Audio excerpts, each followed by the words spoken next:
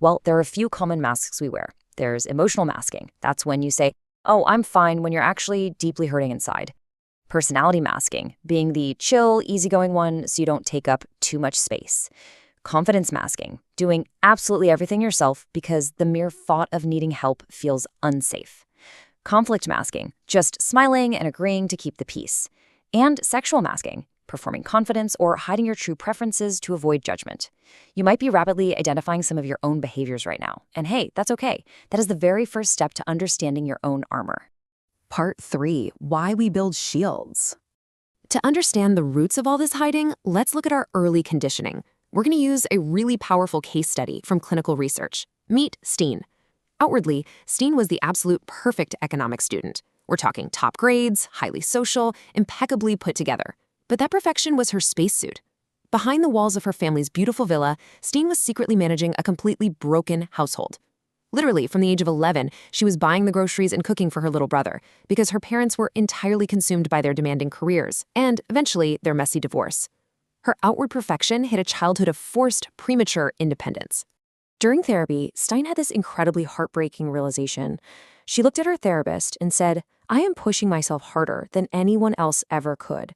And wow, that brilliantly illustrates the tragic irony of our armor, doesn't it? The survival strategies we develop to get through a chaotic or demanding childhood eventually become totally internalized. We become our own strictest taskmasters. We transform our protective shield into this relentless source of self-inflicted exhaustion. Stein admitted that getting those top grades didn't even bring her joy anymore. It just brought a fleeting sense of relief that she hadn't failed. The early roots of this behavior run so profoundly deep. When we're young, our nervous systems map our environment. If we grow up in a space where vulnerability equals danger, or we face constant criticism, neglect, or just feel like a heavy burden, we learn a very specific lesson. We have to earn our connection through achievement. The mask just becomes this automatic, lightning-fast reflex to manage the shame of simply having normal human needs. Part 4. The Modern Achievement Society.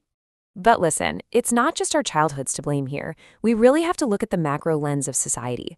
We live in a contemporary world that actively demands and highly rewards this exact type of psychological armor. Let's look at the philosopher Byung-Chul Han's theory of the burnout society. This is absolutely fascinating stuff. Han argues that we no longer live in a disciplinary society, where a boss stands over us with a whip. Instead, we live in an achievement society. We have internalized the imperative to achieve so deeply that we exploit ourselves. We are literally both the slave and the slave driver. And the most insidious part of the whole shebang, because we are the ones pushing ourselves to optimize, it actually feels like freedom. But really, it's just a competitive individualism that completely burns us out.